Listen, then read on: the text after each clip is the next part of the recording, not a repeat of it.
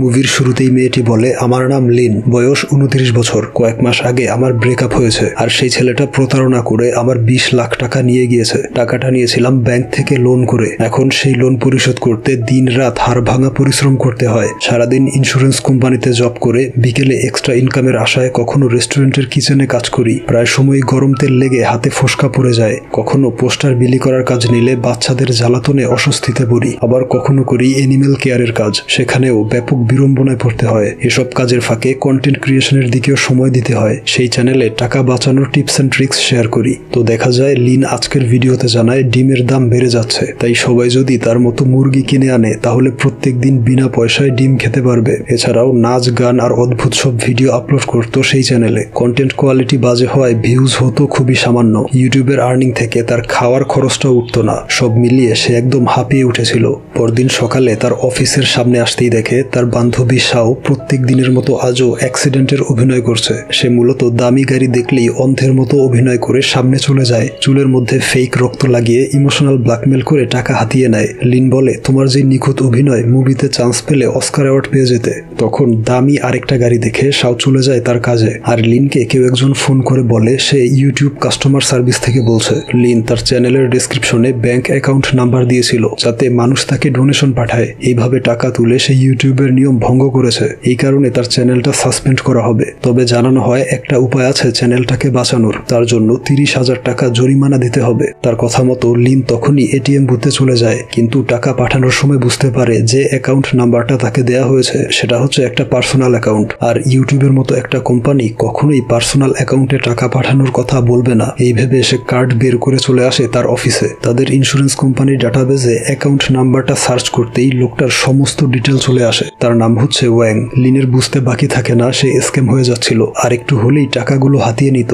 বলে, আপনার বায়োডাটা বের করেছি, এখনই সোশ্যাল মিডিয়ায় পোস্ট করব আর আপনাকে পুলিশে ধরিয়ে দিব। এই শুনে ওয়াং বুঝতে পারে সে ধরা পড়ে গিয়েছে, তাই মুখ বন্ধ রাখার জন্য 5,000 টাকা অফার করে। তবে লিন দাবি করে 20 লাখ টাকার। এই শুনে ওয়াং বলে, এর চেয়ে ভালো আপনি পুলিশে কমপ্লেন করুন। তখন লিনের মাথায় একটা আইডিয়া আসে, আগামীকাল তার সাথে দেখা করবে। পরদিন সে জায়গা মতো চলে আসে। দূর থেকে দূরবীন দিয়ে দেখে আর ফোনে উল্টাপাল্টা অ্যাড্রেস বলে তাকে ঘুরায়। বলে, আপনাকে এক্সপোজ করব না, পুলিশেও ধরিয়ে দিব না, যদি আপনি আমার এক্স বয়ফ্রেন্ডকে স্ক্যাম করে 20 লাখ টাকা এনে দিতে পারেন, যে টাকাটা সে প্রতারণা করে আমার থেকে নিয়েছিল। এরপর ওয়াং তার লোকেশন বুঝতে পেরে তার সামনে চলে আসে। বলে, ঘটনাটা বুঝিয়ে বলুন। লিন বলে, অবশ্যই, তবে ফোনে বলবো আর আপনি নিরাপদ দূরত্ব বজায় রাখবেন। সে বলতে শুরু করে, প্রায় বছরখানেক আগে তার চাকরি চলে যায়। মন ভালো রাখার জন্য টেনিস ক্লাবে ভর্তি হয়েছিল। সেখানে একদিন হিরোর মতো তাকে বাঁচিয়ে নেয় জুন নামের এক ছেলে। তারপর থেকে তারা রিলেশনে জড়িয়ে পড়ে। সে এতটা কেয়ারিং ছিল যে লিন ইন্টারভিউ দিতে গেলে সেখানেও খাবার নিয়ে চলে যেত। লিন কাজ শেষে বাড়ি ফিরলে বডি মাসাজ করে দিত। এমনকি লিনের চুল দিয়ে ব্রেসলেট বানিয়ে তার হাতে পরতো। একদিন হঠাৎ এসে বলে ব্রেকআপ করে ফেলবে, কারণ লেখাপড়ার জন্য যে টিউশন ফি জমিয়েছিল তা স্ক্যামার হাতিয়ে নিয়েছে। তার ভবিষ্যৎ শেষ, তাই ব্রেকআপ করে ফেলবে। এই শুনে লিন ব্যাংক থেকে 20 লাখ টাকা লোন নিয়ে তাকে দিয়ে দেয়। তারপর থেকে জুন তাকে অ্যাভয়েড করত। লিন টাকা চাইতে গেলে সে অপমান করে তার ব্রেসলেট ফেলে দিয়ে চলে যায়। তারপর জুন ট্যুরিজম এজেন্সির ম্যানেজার পদে চাকরি পায়, ভালো টাকা আয় করত। তখন লিন আবারও টাকা চাইতে গিয়েছিল। সাথে নিয়েছিল গোপন ভয়েস রেকর্ডার, যাতে জুনের ভয়েস রেকর্ড করে পুলিশে কমপ্লেন করতে পারে। তবে সে তার চালাকি বুঝে গিয়ে অফিস থেকে বের করে দেয়। ওয়াং জিজ্ঞেস করে, টাকা দেওয়ার আগে জুনের সিগনেচার নিয়েছিলে? তখন লিন একটা কাগজ বের করে দেখায়, যেটা ছিল তাদের সারা জীবন একসাথে থাকার লাভ এগ্রিমেন্ট। ওয়াং বুঝতে পারে লিন কতটা ইনোসেন্ট। তখন লিন তাকে জুনের অফিসটা দেখায়। দেখা যায় সে অফিস থেকে একটা মহিলার সাথে বেরিয়ে আসে। তাকে দেখতেই লিন গাড়িতে লুকিয়ে দূরবীন দিয়ে দেখে। বলে, উনি হচ্ছেন জুনের বস, ওনাকেও প্রেমের ফাঁদে ফেলে চাকরিটা নিয়েছে। তখন ওয়াং তার স্পেশাল ট্যালেন্ট দেখায়। সে ঠোঁট নাড়ানো দেখেই বুঝতে পারে মানুষটা কি বলছে। জুন বলছিল তার চুল দিয়ে ব্রেসলেট বানিয়েছে। এই শুনে লিন বলে, ও মেয়ে পটানোর স্ক্রিপ্ট চেঞ্জ করেনি, সবাইকে একই কথা বলে। তবে তুমি সত্যি বলছো কিনা তা চেক করতে হবে। এই বলে গাড়ির গ্লাস আটকে বিভিন্ন কথা বলে। এরপর গ্লাস খুলে তাকে জিজ্ঞেস করলে বুঝতে পারে সে সত্যি ট্যালেন্টেড। লিন জানায় সে যদি সাহায্য না করে তাহলে তার ভয়েস রেকর্ড পুলিশের কাছে পাঠাবে। এই শুনে ওয়াং রাজি হয় এবং তার ফোনে নিজের পার্সোনাল নাম্বার সেভ করে দেয়। পরদিন দেখা যায় অফিস শেষ করে সবাই চলে গেলে সে ফেলে যাওয়া বোতল কুড়িয়ে ব্যাগে ঢুকিয়ে নেয়, যা বিক্রি করলে প্রায় 100 টাকা পাবে। এরপর ওয়াং এর সাথে দেখা করে। ওয়াং জানায় জুনের থেকে কিভাবে টাকা নিতে হবে সেই প্ল্যান বের করেছে। প্ল্যানটা হচ্ছে, যেহেতু জুন ট্রাভেল এজেন্সিতে জব করে তাই কাস্টমার সেজে জুনের মাধ্যমে অনেকগুলো এক্সপেন্সিভ হোটেল রুম বুক করাবে। তারপর হোটেলের স্টাফ সেজে সেই পেমেন্ট তারাই রিসিভ করবে। এর জন্য প্রথমে এক হোটেল ম্যানেজারকে পাঠাতে হবে ট্রাভেল এজেন্সির স্টাফ সেজে। তাই ওয়াং ভুয়া ভিজিটিং কার্ড আর ইউনিফর্ম বানিয়ে এজেন্সির স্টাফ সেজে চলে আসে এক হোটেলে। হোটেল ম্যানেজার মিস্টার ফ্র্যাঙ্ক কথা বললেই মুখ দিয়ে থুতু বেরিয়ে আসতো। ফ্র্যাঙ্ক জানায় সে আগে জুনের ট্রাভেল এজেন্সির সাথে কাজ করত।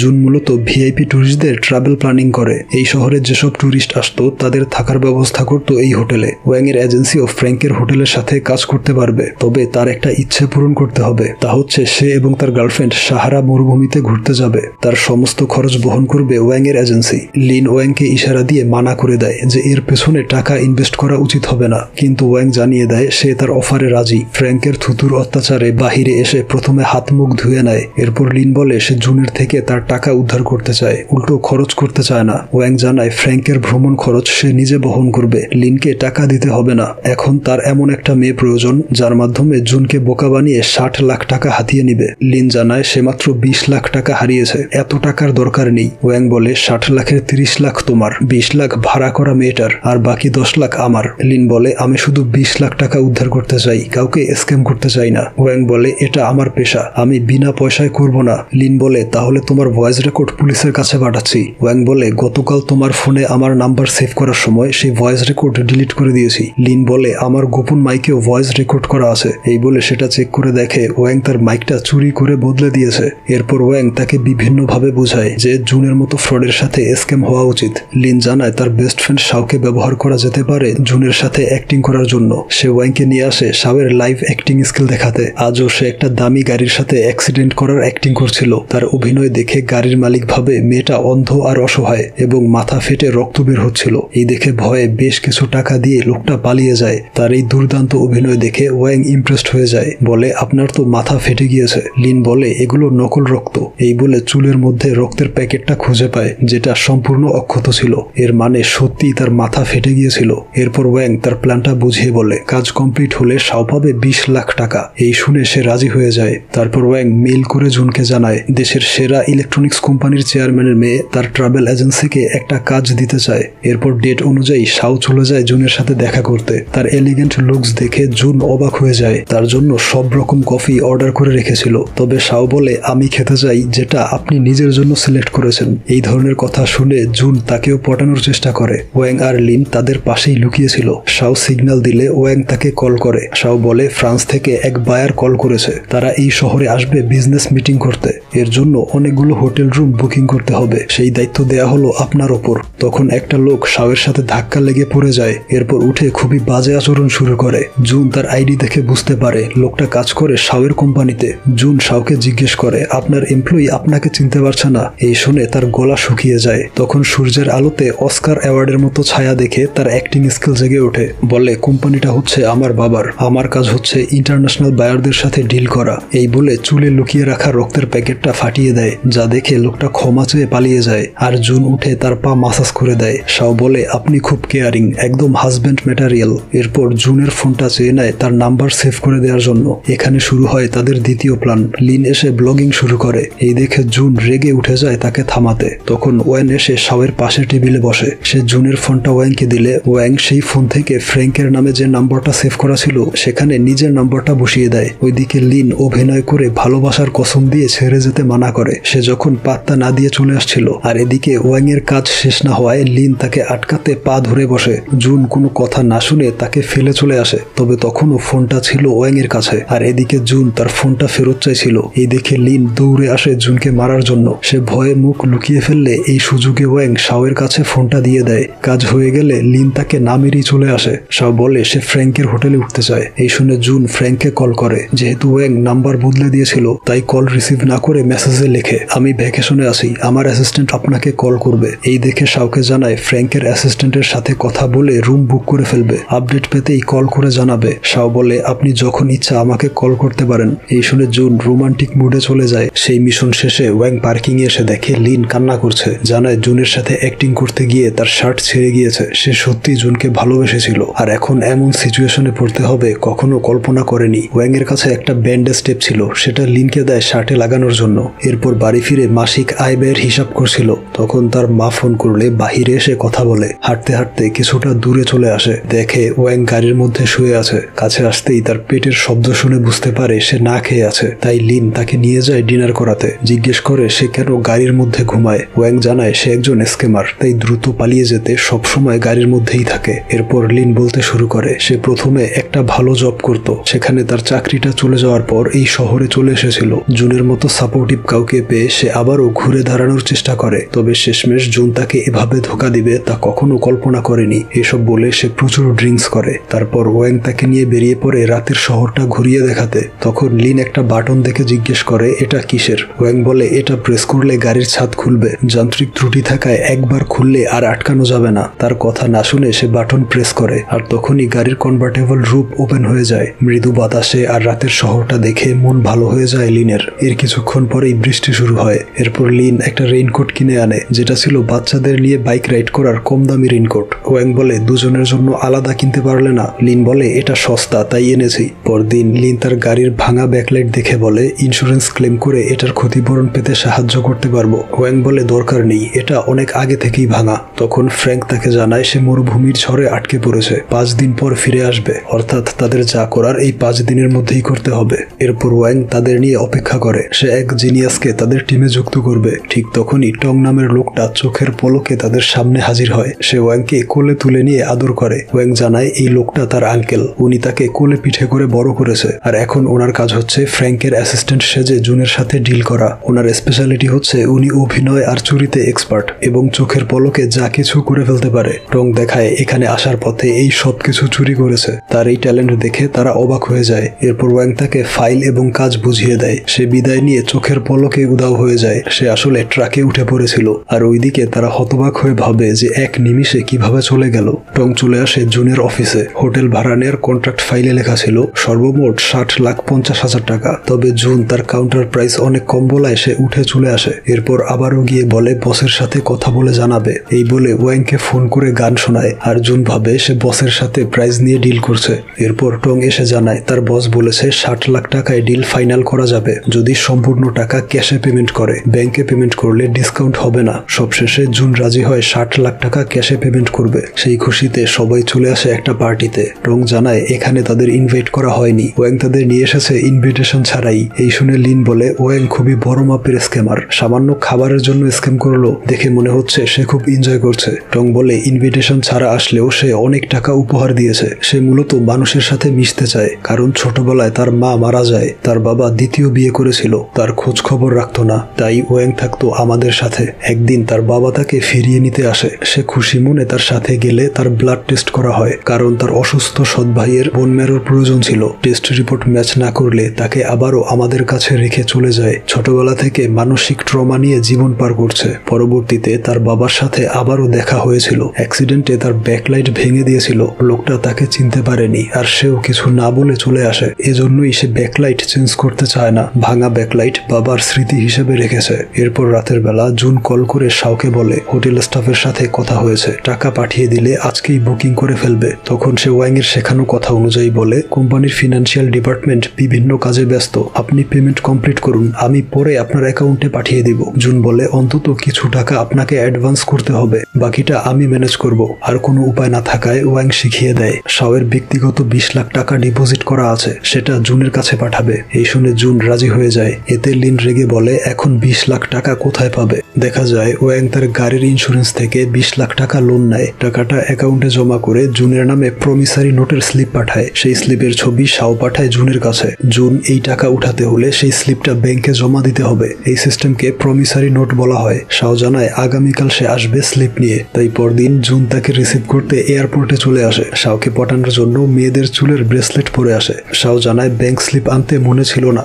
জুন বলে আজকেই হোটেল পেমেন্ট কমপ্লিট করতে হবে। শাও বলে আপনি পেমেন্ট করে দিন, আগামীকাল আমার অ্যাসিস্ট্যান্ট স্লিপটা আপনার কাছে পৌঁছে দিবে। জুন রাজি হয় তার এই অফারে। এরপর ব্যাংকে কল করে কনফার্ম হয় তার নামে একটা প্রমিসারি নোট রয়েছে। এই শুনে সিদ্ধান্ত নেয় নিজের থেকে হোটেল পেমেন্ট কমপ্লিট করে দিবে। সেদিন রাতে লিন ওয়াংকে নিয়ে আসে লাভ ব্রিজে। এখানে জুনের সাথে এসে লাভ লক লাগিয়েছিল। প্রচলিত আছে যেই কাপল এখানে লাভ লক লাগাবে তাদের ভালোবাসা স্থায়ী হবে, আর এখন লিন এসেছে সেই লকটা ভাঙার জন্য। ওয়াং অনেক চেষ্টা করে সেটা ভাঙতে না পেরে জুনের নামটা মুছে দেয়। তখন ক্যামেরাম্যান তাদের ছবি তুলে লকেট বানিয়ে 100 টাকা দাবি করে, তবে তারা জানায় তারা কাপল নয়। এই শুনে লোকটা বিরক্ত হয়ে চলে যায়। তখন ফ্র্যাঙ্ক ভিডিও মেসেজ পাঠায়, উটের লাথি খেয়ে তার অবস্থা খারাপ, আগামীকাল ফিরে আসবে। এই দেখে ওয়াং লিনকে বলে, হাতে একদম সময় নেই, এখনই আঙ্কেল টংকে জুনের কাছে পাঠাবো টাকা নেওয়ার জন্য। প্ল্যান অনুযায়ী টং চলে আসে জুনের অফিসে। জুন বলে দেয়, ক্লায়েন্ট আমাকে 20 লাখ পাঠিয়েছে, যদিও টাকাটা এখনো হাতে আসেনি। এরপরেও মিস শাওকে বিশ্বাস করে 20 লাখ টাকা নিজের থেকে দিচ্ছি, এটা অ্যাডভান্স হিসেবে নিয়ে হোটেল রুম কনফার্ম করে দিন, বাকি টাকা হাতে পেলেই আপনাকে পৌঁছে দেওয়া হবে। উপায় না থাকায় সে ওই টাকা নিয়ে চলে আসে। ওয়াংকে বলে, জুন খুবই চালাক, খুব শীঘ্রই সে আমাদের প্ল্যান বুঝে ফেলবে, আমাদের উচিত এই 20 লাখ টাকা নিয়ে পালিয়ে যাওয়া। ওয়াং তার কথায় রাজি হয়ে অর্ধেক তাকে বুঝিয়ে দিয়ে চলে আসে ডিনার করতে। এদিকে লিন আর শাও তাদের জন্য অপেক্ষায় ছিল। কথা ছিল টাকা উদ্ধার করে সবাই মিলে পার্টি করবে। বহুবার কল করলেও ওয়াং রিসিভ করে না। লিন আবারও স্ক্যামের শিকার হবে তা বিশ্বাস করতে পারছে না। আবারও ভিডিও বানাতে শুরু করে, বলে স্ক্যাম হওয়া টাকা উদ্ধার করার জন্য একজন স্ক্যামারের সাহায্য নিয়েছিলাম, আর সেই আমাকে স্ক্যাম করে চলে গেল। তখন ওয়াং ফিরে আসে, বলে গাড়ি ধীরে চালিয়েছিলাম তাই লেট হয়েছে। লিন বলে, আমি সত্যি তোমাকে বিশ্বাস করেছিলাম, তুমি টাকা নিয়ে পালিয়ে যেতে চেয়েছো এটাও বুঝতে পেরেছি, শুধু জানতে চাই কেন ফিরে আসলে। দেখানো হয় ওয়াং তার গাড়ির ভাঙা ব্যাকলাইটে সেই একই রকম টেপ দেখতে পায় যেটা সে লিনকে দিয়েছিল তার ছেঁড়া জামা আটকানোর জন্য। এই দেখে ভাবে লিনের বিশ্বাস ভাঙা ঠিক হবে না, তাই ফিরে এসেছে। এরপর তার নতুন প্ল্যান করে, কারণ ফ্র্যাঙ্ক চলে এসেছে, তাই এখন আর হোটেল বুকিং নিয়ে স্ক্যাম করা যাবে না, আর যা করার আজকের মধ্যেই করতে হবে। তাই নতুন প্ল্যান অনুযায়ী লিনকে পাঠানো হয় প্রমিসারি নোটের টাকা উঠিয়ে ফেলার জন্য, আর শাও জুনকে নিয়ে আসে ওয়াং এর কাছে। ওয়াং নিজেকে স্পোর্টস কার ডিলার হিসেবে পরিচয় দেয়। শাও ওয়াং এর কাছ থেকে একটা কার কিনবে তার বাবার জন্মদিনের গিফট হিসেবে। আজকে সন্ধ্যায় জন্মদিনের পার্টি, 40 লাখ টাকা অ্যাডভান্স দিয়েছিল, বাকি 40 লাখ আজকের মধ্যে দিতে না পারলে গাড়িটা কিনতে পারবে না। আর আজকে অফ ডে থাকায় তার হাতে কোনো ক্যাশ নেই, তাই জুনকে বলে, আমাকে একদিনের জন্য 40 লাখ টাকা ধার দাও। ওইদিকে লিন প্রমিসারি নোটের 20 লাখ টাকা উঠিয়ে নেয়, আর এদিকে জুন তার ট্রাভেল এজেন্সির ওনারের কাছে টাকা ধার চায়, সে তাকে মানা করে দেয়। এই শুনে শাও ওয়াং এর হাত ধরে চলে যায়। কিছুক্ষণ পর ফ্র্যাঙ্ক জুনকে ফোন করে জানায় সে ট্যুর থেকে ফিরে এসেছে। ফ্র্যাঙ্কের নম্বরটা তার ফোনে সেভ করা ছিল না দেখে সে বেশ অবাক হয়, এবং ফ্র্যাঙ্কের অ্যাসিস্ট্যান্ট টং এর কথা জিজ্ঞেস করে, যার কাছে 20 লাখ টাকা দিয়েছিল হোটেল বুকিং এর জন্য। ফ্র্যাঙ্ক জানিয়ে দেয় টং নামের কাউকে সে চিনে না। এই শুনে জুনের মাথায় আকাশ ভেঙে পড়ে। তখন সে শাওয়ের গাড়ি ফলো করে লিনকে দেখতে পায়, আর এখন বুঝতে পারে ওরা সবাই মিলে তাকে স্ক্যাম করছে।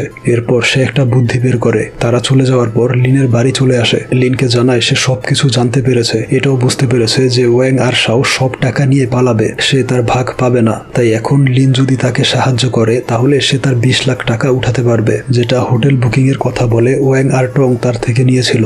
লিন তার অফারে রাজি হয়। জুনের প্ল্যান অনুসারে 40 লাখ টাকা তার ট্রাভেল এজেন্সির মালিকের লকার থেকে নিয়ে ওয়াংকে দেয়। ওয়াং সেই টাকা জমা রাখে লিনের কাছে। এরপর লিন জুনের কথা মতো সব টাকা নিয়ে চলে আসে। জুন টাকাগুলো গাড়িতে রাখে। এরপর লিন গাড়িতে উঠতে গেলে দেখে দরজা লক করে রেখেছে। বুঝতে পারে জুন আবারও তাকে ধোকা দিয়েছে। এতে সে একদম ভেঙে পড়ে, তার এই বিমর্ষ চেহারার ছবি তুলে হাসি ঠাট্টা করে। তখন লিন উল্টো হেসে ওঠে, বলতে শুরু করে ফ্র্যাঙ্ক চলে আসায় তাদের হাতে সময় ছিল আজকের দিনটা। জুনের মতো ধুরন্ধর কাউকে স্ক্যাম করতে এই অসাধারণ আইডিয়ার আশ্রয় নিয়েছে। প্রথমে ওয়াং ভয়েস চেঞ্জ করে ফ্র্যাঙ্কের ভয়েসে বলেছিল টং নামের কাউকে সে চেনে না। সন্দেহে পড়ে জুন তাদের গাড়ির পিছু করে। তারপর তারা তিনজন স্বইচ্ছায় জুনকে দেখা দিয়েছিল। একজন লোক লিনের সামনে ছিল, যার ফলে জুন তাকে প্রথমে দেখতে পায়নি। তাই সে লোকটাকে জুতোর ফিতা ঠিক করতে বলে। এর ফলে জুন তাকে ভালোভাবে দেখতে পায়, আর শেষমেশ তাকে যে টাকার ব্যাগ দেওয়া হয়েছে তার মধ্যে রয়েছে লিনের জমানো খালি বোতল। এই দেখে তার অবস্থা হয় দেখার মতো। এবার লিন তার ছবি তুলে নেয়। তখন ওয়াং এসে লিনকে নিয়ে যায়। তারপর লিন জুনের ওনারকে তার টাকা ফিরিয়ে দেয়, যেটা জুন নিয়েছিল তার লকার থেকে। লিনের পুরো কাহিনী শুনে মহিলাটি জানায় জুন লিনের কাছ থেকে যেই 20 লাখ টাকা প্রথমে স্ক্যাম করে এনেছিল সেই টাকা তার এই কোম্পানিতে ইনভেস্ট করেছে, আর সেটাই এখন লিনকে ফিরিয়ে দিবে। সব সমস্যার সমাধান করে তারা সারা রাত ঘুরে বেড়ায়। তারপর ওয়াং লিনকে বাড়ি পৌঁছে দেয়। লিন বলে, গাড়িতে একটা জিনিস লুকিয়ে রেখেছি, খুঁজে দেখো। সে খুঁজে পায় তাদের দুজনের সেই ছবিটা, যেটা লাভ ব্রিজের উপর তুলে তাদের থেকে 100 টাকা চেয়েছিল। অর্থাৎ সেদিন লিন সেটা কিনে নিয়েছিল। সব শেষে ওয়াং নিজেকে বদলে ট্যাক্সি ড্রাইভার পেশায় যুক্ত হয়। তার প্রথম প্যাসেঞ্জার হিসেবে ট্যাক্সিতে ওঠায় লিনকে। আর এখানেই মুভিটির সমাপ্তি ঘটে।